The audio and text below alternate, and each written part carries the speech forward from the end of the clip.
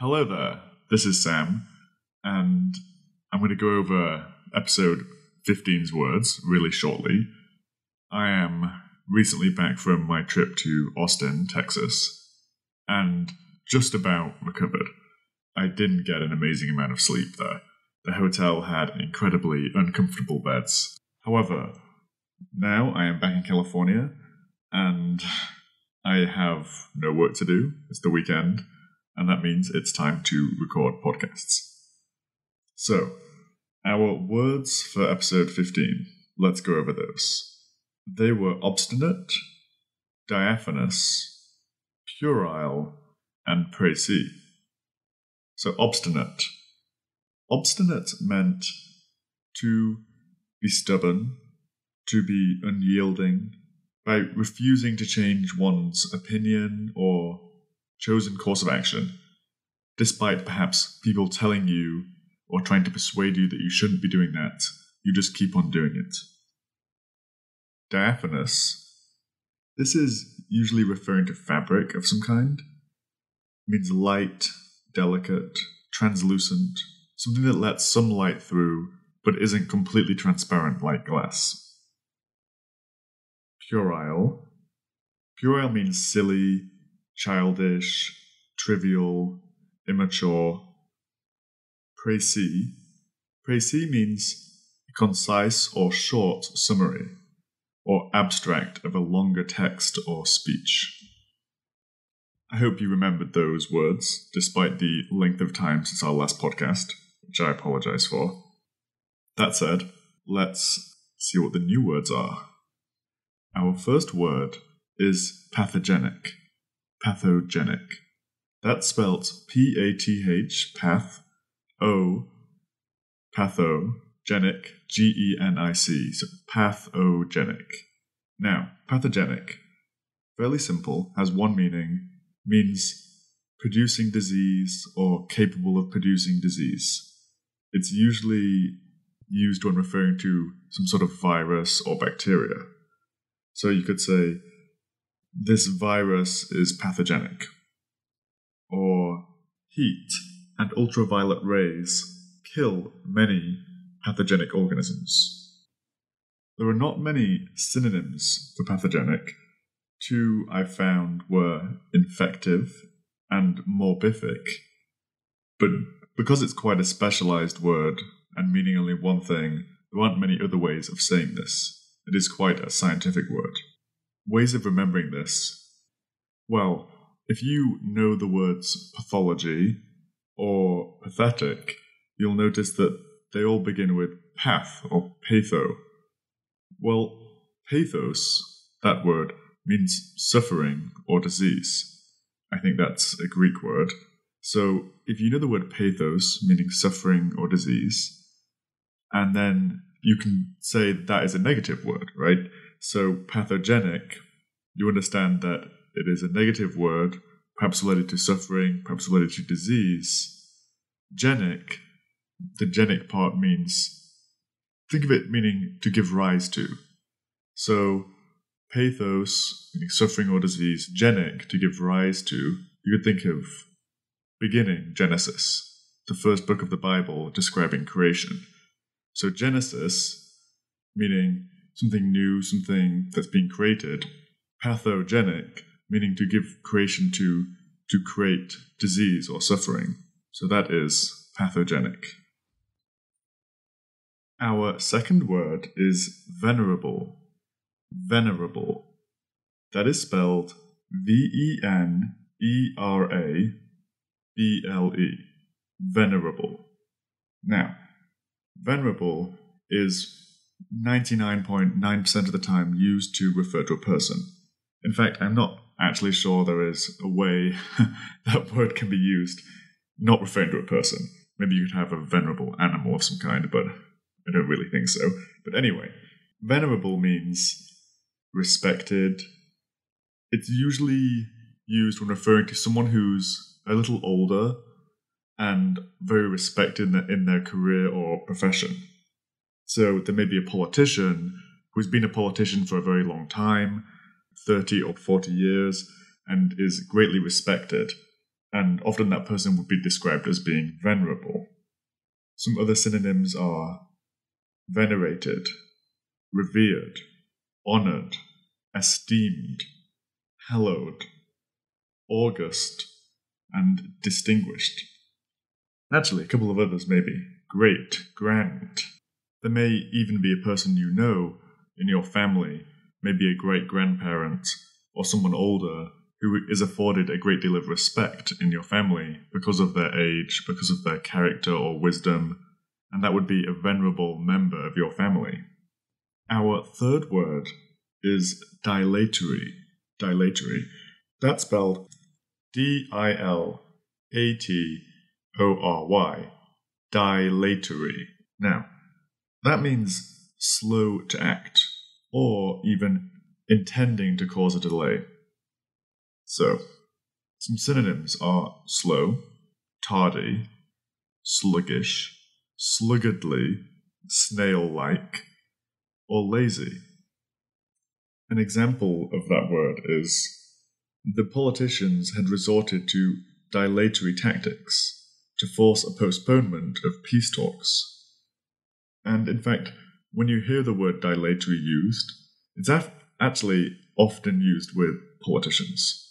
Because as part of politics, there's a great deal of strategy in slowing things down.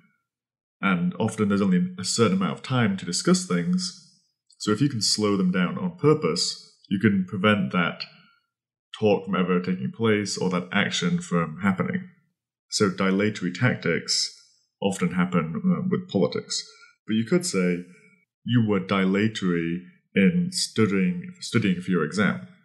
So you were slow to act, you studied rather late, and then perhaps you did poorly. Now, what are some good ways of remembering this word? So, if you're a fan of science fiction, or indeed if you are a scientist, you may have heard of time dilation. Now, time dilation is something from the theory of relativity, where you get a difference in elapsed time between events depending on how the observers of the events are moving relative to each other. So I think people have often seen that in sci-fi movies where, say, one person stays on Earth, then one person travels through space very quickly or goes through a wormhole, and then when those people come back through the wormhole, time has been moving much more fast for the people on Earth. Yeah, I think that's how it works. Anyway, it's a little complicated. But anyway, you've got the idea that dilation may have something to do with time, hence time dilation. So when you think dilatory, you might think time dilation. So it has something to do with time. And then we know that our pupils in the eye dilate, which means they get wider. That is when it gets darker, your eyes need more light. So your iris widens, your pupil becomes bigger.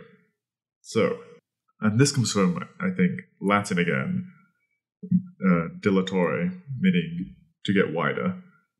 So if you know that dilatory has something to do with time, and think of dilate, your pupils dilating, getting bigger. So time is getting bigger. Hence, dilatory meaning a delay. Time is getting longer, you're delaying.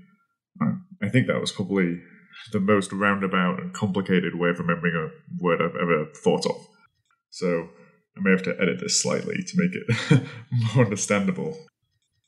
Some synonyms of dilatory, and this is dilatory in the sense of trying to slow someone down on purpose, or to delay, stalling, procrastinating, time-wasting, and filibustering. Our fourth and final word for today is admonish. Admonish. That is spelled A-D, ad, M-O-N, mon, I-S-H, ish. So put them together and you get admonish, admonish.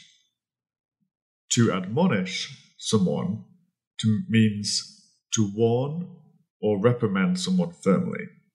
So it's not a strong word like castigate. If you remember, castigate is from one of our earlier podcasts. That means to really severely chastise someone or punish someone. Admonish is similar but less strong. You're telling someone off, someone has been bad, but you're not doing it in as harsh or strong a manner as if you castigate someone. Some synonyms of that are reprimand, rebuke, scold, reprove, reproach, upbraid, and chastise. You can also use the word admonish in a secondary way to mean to urge someone to do something or to advise someone to do something. So you could admonish someone to go to the gym more often, or admonish someone to eat more healthy fresh fruits and vegetables, for example. I would say, though, that in general, the more common use of admonish is in the warning sense. So you're warning someone or scolding someone for doing something bad. But, of course, don't forget there is this secondary meaning of urging someone. And you would recognize that purely by the context. Those were our 4 words. Now we're going on, as usual, to our test sentences. Bilbo Baggins, the Hobbit, was given a great deal of respect because of his age and reported wealth. Often, soccer players resort to time-wasting tactics at the end of a game to try and reduce the opposition team's chances of scoring. The bacteria had evolved from being harmless to being capable of spreading fast and causing disease. I was reprimanded by my teacher for converting the plastic tube of my Bic pen into a device for firing paper pellets. Those were our 4 words for today. I hope you didn't have any problems. As always, and I hate to keep reminding you, but I feel I must do, please keep making your example sentences, ideally 1 or more for each word. And like I said in the last episode, or maybe it was the episode before that, remember to make your sentences as big as your imagination, basically, because that way you'll remember them much better.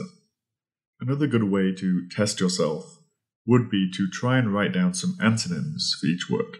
That is, some words that mean the opposite of the word. That is a really excellent way to test yourself, because if you don't really understand what a word means, you can't know what the opposite of it means, obviously. It stands to reason. So, if you want to test yourself a little bit more, push yourself harder, after writing your example sentences, or constructing them in your mind, whichever you do, think of some antonyms. So, we're done for today, and as always, I'll remind you of my email address so you can get in touch with me if you want. That is sam.fold@gmail.com. I will always respond. However, if I don't respond in 1 or 2 days, it may just be that I've forgotten. I actually have a very bad memory for certain tasks I have to do. I have a good memory for words, but not really for reminding myself to email people. So, I will get back to you. I promise it will happen eventually. I guarantee it. But I just may have forgotten, or be very busy at work. So forgive me. And this podcast has lasted a little longer than normal, so I should really finish it. So thank you all so much, and bye-bye.